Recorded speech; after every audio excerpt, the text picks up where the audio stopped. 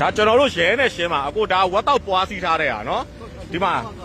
ရင်ထိတ်ရုပ်ကားလဲကျွန်တော်လက်မခံဘူးကိုအခုအပြစ်လွတ်ချင်လို့ရှိရင်အခုကားရောက်လိုက်တဲ့လူကိုဖုံးဆက်ခေါ်လိုက်သိတယ်မလားဖုံးဆက်ခေါ်လိုက်လို့ရှိရင်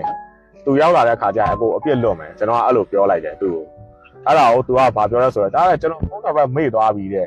သူ့ကိုသူလည်းဘယ်လိုပြောမလဲခိုင်ဆိုတော့ဆိုပြီးတော့ तू ပြောတယ်တနင်္လာနေ့မှာတဲ့သူ့ရဲ့ဒီ series ခွေထွက်မှာတဲ့ series ခွေထွက်မှာတဲ့အခုမလုပ်ပါနဲ့တဲ့ကျွန်တော်မဟုတ်လို့ရှိရင်လည်းဘွားပြတ်သွားမယ်ပါညာဆိုပြီးတော့ဗောနော် तू ကအဲ့လိုတွေပြောတာကျွန်တော်လေအဲ့ဒါနဲ့ကျွန်တော်ကတနာပြီးတော့အစတော့ညှိပေးတယ်ဗောနော်ညှိပေးဖို့ကျွန်တော်ကသူ့ဘက်ကဘယ်လိုမျိုးပြောချင်လဲကျွန်တော်ကသူ့ရဲ့ပြောဆိုတဲ့ဟာကိုခဏနားထောင်ဖို့အတွက်ဆိုကျွန်တော်က only me လုပ်ပလိုက်တာ post ကိုလေအဲ့လိုမျိုးပြီးတော့ तू ပါဇက်ကပောက်ခဲ့ရတယ်ဟိုပြောသလိုပဲပောက်ခဲ့ရတယ်ပြောတယ်ကားပေါ်မှာကျတော့ तू ကရဲကိုအဲ့ရမှာလीကျွန်တော်ကရင်မောင်းပါလीပြောအဲ့လိုစကားတွေကမညီဘူးပေါ့နော်ပြောတော့ကျွန်တော်ကအဲ့ဒါနဲ့စိတ်မရှိတော့ကျွန်တော် only me လောက်ထားတဲ့ဟာကိုကျွန်တော်ပြန်ဖြုတ်ပေးလိုက်တယ်ဖြုတ်ပြီးတော့ကျွန်တော်ရဲနဲ့ဆက်ရှင်းတယ်အဲ့လိုလုပ်လိုက်တာတော်လေးတော်လေးအဲ့ရှိရင်မှာသူညီကြီးကိုဖုန်းဆက်တော့ဖုန်းဆက်ရင်ညီကတော့ရှင်းနေတယ်လေဟုတ်တယ်လေဟုတ်တယ်ဖြစ်စင်တော့ဘယ်မှာဖြစ်လဲဆိုတော့မေးပြီးဆိုတာညီတို့ဆင်းလာကြတယ်ညီကဘာလို့ပြီးလို့ရဆိုတော့ဟုတ်ပြီဒီနေ့လည်းဟိုမင်းကဘသူကိုရှင်းလောက်တာလေဒီဘက်ကကားပိုင်ရှင်နေကားပိုင်ရှင်နေတာလားဗောဟုတ်တယ်လေအဲ့ဒါပြောအမှန်တကယ်အကိုပြောသလိုမျိုး तू တာမွေရင်ထိရဲစကန်မှာ तू တစ်ခေါက်ဖမ်းကန်ထိပြီးကြတဲ့သိတယ်ဟုတ်ဒီကားကို तू ဆက်မစည်းတင်တော့ဘူးဒါကလေဟုတ်တယ်အဲ့ဒါကို तू က15သိန်းပေးပြီးတော့အကိုပြောလို့မျိုး15သိန်းပေးပြီးတော့ तू ပြန်ထွက်လာပြီးတော့ဒီလှဲကူကနေရာတစ်ခုမှာ तू ကတစ်ခါထပ်လို့ကျွန်တော်နံပါတ်နဲ့အတိအကျထပ်စီးလိုက်တဲ့ခါကျတော့ तू ပို့ဆိုးရတာပေါ့ပို့ဆိုးရတာလေဆိုတော့ဒီမှုကတော့ခုကျွန်းလာတာလေဟုတ်တယ်လေလုံးမှုကတမှုကားလေဝတ်တော့တမှုနောက်ဆိုတုံးတော့တယ်ဆိုတာတုံးမှုလေဟုတ်တယ်လေအခုချိန်မှာကတုံးတော့ကနေပြီးတော့တိုင်းရဲ့ကုခဲနေရလေဟုတ်တယ်ကျွန်တော်လည်းဒီပြောမယ်ဆိုဒီအမှုကဟိုပြီးဆိုလို့ပြီးသွားတဲ့ဟာမျိုးကျွန်တော်လည်းမဖြစ်ချင်ဘူးဗျာဒီလားဟိုအခုချိန်မှာပြီးတဲ့အတိုင်းနိုင်ငံရေးလည်းမတည်ငြိမ်ဘူးဒီပြောမယ်ဗျာအခုဖြစ်တဲ့အဝန်းဖြစ်တဲ့ဘဲကိုပြောရမှာဗျာသူလည်းတော့3နှစ်တော့သွားတယ်မယ်ဘယ်ကသွားတာလဲထောက်ကြပါထောက်ကြပါဘယ်နှစ်ကိုပြောတာလဲဗျဒီတော့3နှစ်တော့သွားတယ်မယ်3နှစ်ဒါပေမဲ့ကျွန်တော်သိတာတော့ကျွန်တော်မနေ့ကရှယ်ပြောတာကြတော့ဝတ်တော့စီးတဲ့ဟာပေါ့နော်တက်တေခိုင်လို့တစ်နှစ်ဆိုပြီးသူကပြောတယ်ကျွန်တော်က2နှစ်ဟိုကျွန်တော်လည်းဒီကိစ္စကိုကျွန်တော်စိုးရိမ်တာဘာဖြစ်လို့လဲဆိုတော့မင်းညကလေးကကျွန်တော်အိမ်ပြန်လာကလေးကစိတ်ထဲမှာကျွန်တော်ကစိတ်ထစ်နေတယ်ပေါ့နော်ပြန်သွားတဲ့အချိန်မှာနောက်ွယ်ကနေပြီးတော့ဒီလူကိုပြန်လွှတ်လိုက်မလားကျွန်တော်ဒါမျိုးတွေးလိုက်တာပြန်လွှတ်လိုက်တဲ့အခါကြလို့ရှိရင်ကျွန်တော်အတွက်လည်းမကောင်းဘူးသိတယ်ကျွန်တော်အတွက်အန်ဒီရဲ့အရန်များသွားမယ်ပြောရမယ်ဆိုရင်အဲ့တော့ကြောင့်မို့လို့ကျွန်တော်ကချက်ချင်းမင်းညတော့ကသတိရတာနဲ့ကျွန်တော်က post တန်းပြီးတော့တင်လိုက်တာဒီမနေ့ဖြန်မှာပေါ့နော်10နိုင်မှာ live ပြင်မယ်ဘာညာဒီနောက်ွယ်မှာတို့ဘလို့ပဲညှိဗျာညှိလို့မရပဲနဲ့အစိုးတက်သွားတဲ့ဇလန်းမျိုးကိုကျွန်တော်ကလိုချင်တာသိရအောင်ကိုလောက်ပြီဆိုရင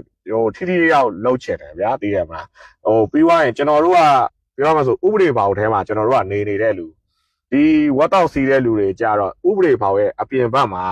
လက်တလုံးချနေတဲ့လူတွေဗျာအဲ့လိုလူတွေကျွန်တော်တို့ဘယ်လိုပြောမလဲကိုတိုင်းမိတဲ့ခါကျရင်မိတဲ့အလျောက်ပေါ့နော်ထိုက်တဲ့အပြက်တံမျိုးကိုမျက်စိရှေ့မှာချလိုက်တဲ့ဟာကိုမြင်ချင်တယ်မနေ့တော့ဆိုလို့ရှိရင်ကျွန်တော်တင်လိုက်တဲ့ဗီဒီယိုကအခုဒီ live ကြည့်နေတဲ့လူတွေဝိုင်းပြီး share ကြတဲ့အတွက်ကြောင့်မို့လို့နေပြည်တော်ထိရောက်တယ်လို့လည်းသတင်းကကြားတယ်ဗျကြားတဲ့အတွက်ကြောင့်မို့လို့เนาะတကယ်ဒါနေပြည်တော်ရောက်ပါစေလို့ပဲဒီသတင်းကနေပြည်တော်ရောက်ပါစေလို့ပဲကျွန်တော်ဆုတောင်းတယ်အဲ့ဒီအခါကြာတော့မှပဲဒီအထက်ကနေပြီးတော့ကိုယ်တိုင်ဆင်းလာပြီးတော့ဒီအောက်ခြေမှာဘာတွေဖြစ်နေလဲပေါ့เนาะဖြစ်နေတဲ့အပေါ်မှာမှန်ကန်စုံဖြတ်သွားတဲ့အမိတ်မျိုးကိုကျွန်တော်တို့ကပြည်သူတွေကမျှော်လင့်တယ်မနေ့တော့ဆိုရင်ကျွန်တော်တို့ပြဿနာတက်တယ်ဒီကျွန်တော်ကိုယ်တိုင်ဖမ်းတယ်မီးပွိုက်ထိတ်မှာ AR1 မီးပွိုက်ထိတ်မှာကျွန်တော်ဖမ်းလိုက်တယ်ဖမ်းပြီးတဲ့အချိန်မှာကျွန်တော်တို့ခလေးဘွားကလေးကကျွန်တော်တို့သိထားတာကပြဿနာတစ်စုံတရာဖြစ်လာတဲ့အခါကျရင်ရဲစခန်းဖုန်းဆက်သိတယ်ဟုတ်ကျွန်တော်တို့မိဘကိုယ်တိုင်တွေကငငယ်ကလေးကကျွန်တော်တို့ရိုက်သွင်းထားတာပြဿနာဖြစ်လာရင်နေတို့တခြားမဆက်နဲ့ရဲစခန်းကိုဖုန်းဆက်ရဲစခန်းကနေပြီးတော့လာပြီးကူညီပေးမယ်ဖြည့်ရှင်းပေးမယ်ပြောတော့ကျွန်တော်က199ကိုကျွန်တော်ဖုန်းဆက်တယ်ဖုန်း3ကတိတိကိုကျွန်တော်ခေါ်တယ် ဖုန်းတော့ကတတိခေါ်တယ်199ကိုခေါ်တဲ့အချိန်မှာဖုန်းလုံးဝမကင်ဘူးဒီ199ကအုံးဖုန်းဝင်တယ်အစအဆုံးဝင်တယ်ဝင်ပြီးတော့ဖုန်းသာကြာသွားတယ်ဖုန်းမကင်ဘူးเนาะအဲ့လိုမျိုးဖြစ်တယ်ဖြစ်တော့အဲ့ဒါနဲ့ကျွန်တော်တော်တော်စိတ်ပူသွားတယ်ဒီကိစ္စကလေမပြေလေဖြစ်သွားမှာကိုကြောက်တယ်အဲ့ဒါနဲ့ကျွန်တော်လည်းမတတ်နိုင်ဘူးကိုနဲ့ပတ်သက်အကြောင်းပေါ့နော်အဲ့လိုလေးတွေကျွန်တော်တို့မှာလိုက်ပြီးတော့ပြန်ရှာပြီးတော့ကျွန်တော်တို့လှုပ်လိုက်ရတယ်လှုပ်ပြီးတော့မှကျွန်တော်တို့ဖမ်းမှာပဲဒီလိုအခြေအနေမျိုးကိုကျွန်တော်တို့ဖြစ်သွားတာဗျအခုဆိုလို့ရှိရင်လည်းဒီဖုန်းပြောတဲ့အထဲမှာကြားတာဒီမှာဒါဆိုရင်ဒါမနေ့တော့ရဲစခန်းကိုကျွန်တော်တို့ဆက်တဲ့အချိန်ပြဿနာဖြစ်တော့ဖုန်းမှတ်တမ်းရှိတယ်နော်ဒီမှာဖုန်းမှတ်တမ်းရှိတယ်ဒါကျွန်တော်တို့ရဲစခန်းကိုဖုန်းဆက်ထားတဲ့အချိန်199မြန်မာတိုင်းနိုင်ငံလုံးကအားကိုးနေတာဖုန်းလုံးဝမကင်ဘူးအရေးနဲ့အကြောင်းနဲ့ဖြစ်လာတယ်လေအရေးနဲ့အကြောင်းနဲ့မဟုတ်ရင်တော့တို့ကတို့ကင်တာပေါ့နော်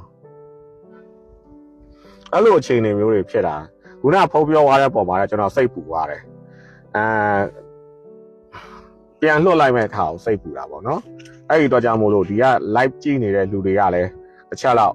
ဒီအမှုအမှန်ဖြစ်ဖို့အတွက်ကိုတရားခံကလည်းထိုက်တဲ့ပြစ်ဒဏ်ကြဖို့အတွက်ကို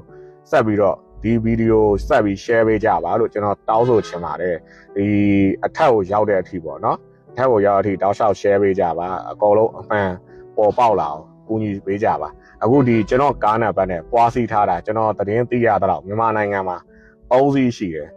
ပထမတစ်စီးကကျွန်တော်ကနဦးအမှုဖွင့်ခဲ့တဲ့ဟာကျွန်တော်ပြပေးမယ်နော်ခဏလေး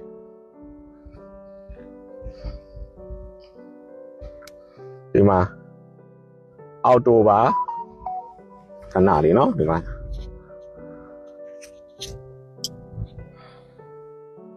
အော်တိုပါ24ရက်နေ့မှာကျွန်တော်အမှုဖွင့်ခဲ့တာဒီ post နဲ့ပတ်သက်ပြီးတော့အမှုဖွင့်ခဲ့တာเนาะရဲမှုတွေရဲရေးခင်းတွေဖြစ်လာရင်ကျွန်တော်ဒီကားနဲ့ပတ်သက်ပြီးတော့လောဝတာဝန်မယူအော်တိုပါ24ရက်နေ့နောက်ပိုင်းကနေစပြီးဒီနေ့ထိကာညာနာနဲ့ညှိတဲ့ပြဿနာမှန်တယ်များတိုက်ပြေးတာလို့မီးနီဖြတ်မောင်းတာလို့เนาะအချင်းချင်းလမ်းမှာစကားများရိုက်တာလို့လူနိုင်ငံတော်မကြိုက်တဲ့နောက်ဆုံးအဆုံးစွန်နိုင်ငံတော်မကြိုက်တဲ့အရာတစ်ခုခုလုပ်ခဲ့ပြီးတော့ထွက်ပြေးနေတာလို့ဒါမျိုးနဲ့ပတ်သက်လာလို့ရှိရင်ကျွန်တော်လောဝတာဝန်မယူပါဘူးเนาะဒီမှာကျွန်တော်ဓာတ်ပုံရိုက်ထားတယ်ဒါပထမဦးဆုံးအကြိမ်ဖြစ်တဲ့လူရဲ့တရားခံပုံဒါပင်လောင်းမှာရောင်းနေတာ2025အောက်တိုဘာ24ရက်နေ့မှာပင်လောင်းမှာရောင်းနေတဲ့လူရဲ့ပုံကျွန်တော်ကိုယ်တိုင်မိလို့ကျွန်တော်ကိုယ်တိုင်ရဲစခန်းမှာအဲ့ဒီကတည်းကကျွန်တော်2025အောက်တိုဘာကလေးအမှုဖွင့်ထားတာဆိုရင်ကိုလူတွေစဉ်းစားကြည့်လိုက်ကြအခုလက်ရှိ2026ဖေဖော်ဝါရီလလယ်ရောက်သွားပြီစုစုပေါင်းဘယ်လောက်ကြာသွားလဲဟုတ်တယ်ဟုတ်ကျွန်တော်ပြောပြတာပုံမှန်ဆိုရင်ကျွန်တော်ကပြည်သူတယောက်အမှုဖွင့်ထားတာကျွန်တော်ကရဲစခန်းမှာအမှုဖွင့်ထားတာရဲတွေရဲ့ network ကွန်ရက်ကကျွန်တော်တို့ပြည်သူတွေထက်ပိုပြီးကျယ်ပြန့်တယ်အမှန်တကယ်ကျွန်တော်အမှုဖွင့်ဝင်ခြင်းဖမ်းခြင်းတို့မှာဖမ်းလို့ကအရန်လွယ်တယ်အခု2026ဖေဖော်ဝါရီရောက်တဲ့အထိကိုတို့ဖမ်းလို့မရဘူးဆိုတာဘယ်နည်းနဲ့မှမဖြစ်နိုင်ဘူးဒါကျွန်တော်ပြောပြတာလေဒါကျွန်တော်တယောက်တည်းမြင်တဲ့အမြင်အရကျွန်တော်ပြောပြတာเนาะဒီမှာဒါဆိုရင်ဒီမှာရောင်းထားတဲ့ဒိတ်ကဒီမှာဒါက2025ခုနှစ်အောက်တိုဘာ24ရက်နေ့မှာကျွန်တော်တွေ့တာเนาะခက်တီတီပဲပြန်ရောက်တော့မယ်တဲ့ CRZ 2010တဲ့เนาะဒီမှာဒါကျွန်တော်နံပါတ်နဲ့အဲ့ဒီမှာကလေးကကျွန်တော်အမှုဖွင့်ပြီးတိုင်ထားတာကွန်ရက်အရန်ကျယ်ပြန့်တဲ့ရဲလေးကိုကျွန်တော်တိုင်ထားတာဘာတစ်ခုမှမလုပ်ပေးနိုင်ဘူးကျွန်တော်ကိုယ်တိုင်နောက်ဆုံးကျွန်တော်ကိုယ်တိုင်ပဲဖမ်းလိုက်ရတယ်ဒါအခုလက်ရှိနောက်တစ်စီးထပ်ကြံနေတယ်နောက်တစ်စီးကလမ်း90နဲ့ပိုးတစ်ထောင်ကြားထဲမှာဒီနံပါတ်နဲ့ပဲနောက်တစ်စီးထပ်ရှိတယ်လို့ကျွန်တော်အရင်ကတည်းကသိထားတယ်အဲ့တော့ဒီ live ကြည့်နေတဲ့ထဲမှာဒီလိုလမ်း90ပိုးတစ်ထောင်ပဖဲတန်းပေါ့နော်အဲ့ဒီတဝိုက်မှာဒီလိုကားမျိုးတွေ့တယ်ဆိုလို့ရှိရင်ကျွန်တော်ဖုန်းနံပါတ်399188 35ခွန်နောက်တစ်လုံးက3991ခွန်ခွန်1000 635အဲ့ဒီဖုန်းနံပါတ်နှစ်ခုရဲ့ Viber ကြိုက်တဲ့ Viber ကိုပို့ပြီးတော့သတင်းပေးနိုင်ပါတယ်ကျွန်တော်တို့တစ်ချက်တော့ကိုတွေ့တယ်ဆိုလို့ရှိရင်ကူညီပြီးတော့ဓာတ်ပုံရပြီးပို့ပေးကြပါပေါ့နော်ကျွန်တော်ပြောချင်ပါတယ်ကျွန်တော်ခဏနေကြလို့ရှိရင်ဒီတာဂေတာရဲစခန်းကိုတာဂေတာမျိုးမရဲစခန်းမှာ မင်းညဖမ်းထားတဲ့လူတကယ်ရှိသေးလားမရှိသေးဘူးလားဆိုတာကျွန်တော်တွက်ကြည့်အောင်မယ်တွက်ကြည့်ပြီးတော့မှပဲအကျိုးအကြောင်းချက်ပြန်ပြောပေးမှာပေါ့နော်ဟုတ်အဲ့ဒါဆိုလို့ရှိရင်ကျွန်တော်ဒီ live လွှင့်တဲ့ဟာလေးကိုဒီမှာပဲကျွန်တော်အဆုံးသတ်ချင်ပါတယ်တစ်ချက်လောက်များများလေး share ပေးကြဖို့ပေါ့နော်အဲ့ဒါလေးတော့ကျွန်တော်ထပ်ပြောချင်ပါတယ်များများလေး share ပေးကြပါဘာပဲပြောတာခုနကဖုန်းပြောသွားတဲ့လူရဲ့ကျွန်တော်သတင်းပေးတဲ့လူရဲ့ပြောဖို့ရဆိုလို့ရှိရင်ဒီရင်ထိရဲ့အဖွဲ့ရဲ့အကြီးဆုံးပေါ့နော်ပြောင်းလာတာတိတ်မကြသေးဘူးစာရဖဘက်ကနေပြောင်းလာတယ်လို့ပြောတယ်အဲ့လူကြီးကိုယ်တိုင်မသိသေးဘူးပေါ့နော်သူပြောတဲ့ပုံစံအရနော်ကျွန်တော်မသိဘူးနော်ဒီဖုန်းပြောသွားတဲ့လူရဲ့ပြောဖို့အရဆိုရင်တော့ထက်လူကြီးကိုယ်တိုင်မသိသေးဘူးတဲ့အောက်ချိန်မှာတို့လိုလုံနေကြတဲ့လူတွေပေါ့နော်အဲ့လိုဆိုတော့အဲ့ဒီအထက်လူကြီးတွေမြင်နိုင်ကြားနိုင်အောင်ဒီမှာကြည့်နေတဲ့လူတွေကိုလူလေးရတယ်တန်းနိုင်တလောက်များများလေး share ပေးကြပါ group အစုံမှာ share လို့ရပါတယ်ကျွန်တော်ကိုယ်တိုင်ခွင့်ပြုပေးပါတယ်ဒီထဲမှာတခြားမီဒီယာတွေရှိမယ်ဆိုရင်လည်းdownload ဆွဲတာပဲဖြစ်ဖြစ်ဓာတ်ရိုက် live ပြန်ကူးပြီးလွှင့်တာပဲဖြစ်ဖြစ်လုပ်ပြီးတော့တင်လို့ရတယ်ကျွန်တော်ခွင့်ပြုပေးတယ်ဘယ်သူမှကျွန်တော်စိတ်မဆိုးဘူးတရားဆွဲတာကျွန်တော်မလုပ်ဘူးเนาะဒီဟာကြီးကိုအကောင်လုံးသိစေချင်လို့များများလေး share ပေးကြပါလို့ကျွန်တော်ပြောချင်ပါတယ်ဟုတ်ကဲ့အားလုံးကျေးဇူးတင်ပါတယ်เนาะကျွန်တော်ဆက်ပြီးတော့အခြေအနေလေးထပ်ပြောပြပေးပါမယ်ကျေးဇူးတင်ပါတယ်ဗျ